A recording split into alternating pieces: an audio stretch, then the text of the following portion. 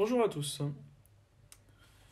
Je vais vous présenter comment faire une mise à jour sur les Axiom, donc Axiom, Axiom Pro, Axiom XL, qui fonctionnent sur le système d'exploitation Lighthouse 3. Donc pour commencer, il faut être sur la page d'accueil, donc comme on peut le voir ici. Aller en bas à droite dans Paramètres. Donc ici dans Paramètres, on a plusieurs informations intéressantes, donc avec le type d'appareil, donc là on est bien sur un Axiom 9 RV, donc avec le module sondeur Real Vision, la référence, le numéro de série et le type de logiciel où on est actuellement. Donc là on est sur la 3.10.71. Donc pour faire la mise à jour, il y a deux possibilités. La première, donc là hop, il va vous le présenter, c'est sur une carte SD. Donc là préalablement, vous aurez téléchargé la mise à jour sur votre ordinateur, donc qui est accessible sur le site remarine.fr, donc je vous mets le lien en description. Donc, petite chose, il faut bien prendre une carte micro SD. Donc, bien prendre une carte micro SD vierge, ne surtout pas prendre la carte SD là où vous avez votre cartographie. Voilà, bien une vierge et idéalement formatée en FAT. Donc la deuxième possibilité de faire la mise à jour, donc c'est celle où je vais passer un peu plus de temps, c'est celle en ligne directement. Donc c'est la plus simple, il y a moins de manipulation. Je vais vous montrer ça. Donc on commence ici dans Recherche en ligne.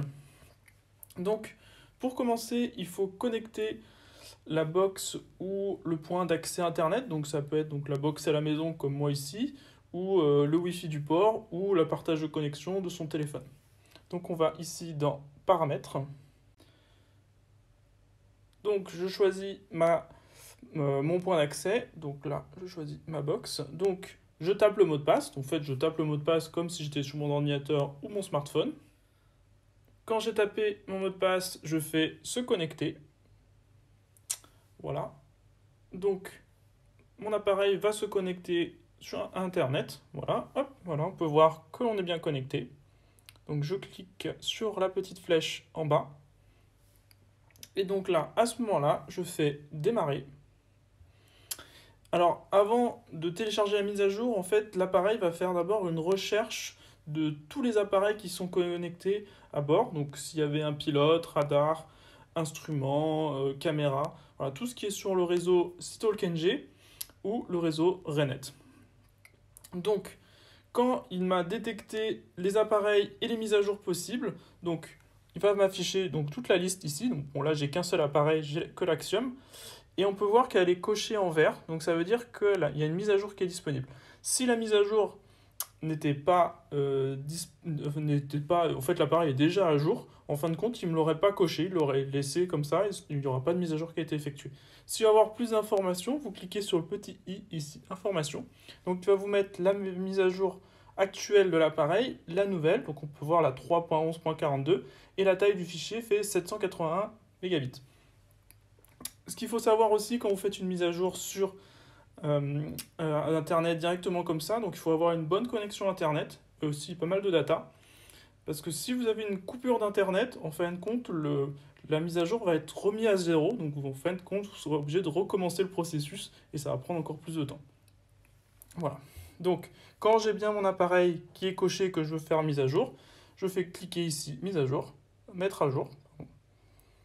Et donc là, le téléchargement va s'effectuer.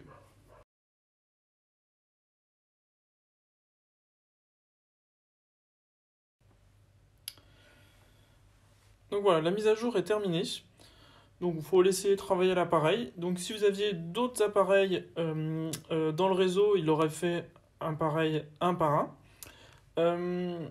Par contre, ce qu'il faut bien faire attention, il ne faut surtout pas couper l'alimentation pendant ce travail-là, c'est le plus important. Si vous coupez, vous serez obligé de tout recommencer et vous aurez en fait forcément des bugs. Voilà, donc il faut faire très attention à ce moment-là. Voilà, donc comme vous pouvez le constater, la mise à jour a bien été effectuée. Hop. Donc vous pouvez réutiliser l'appareil normalement. Si vous voulez refaire une vérification, vous avez ici de nouveaux paramètres et vous pouvez voir, on est sur bien la dernière 3.11.42. Voilà. Merci d'avoir regardé cette vidéo et je vous souhaite une très bonne journée.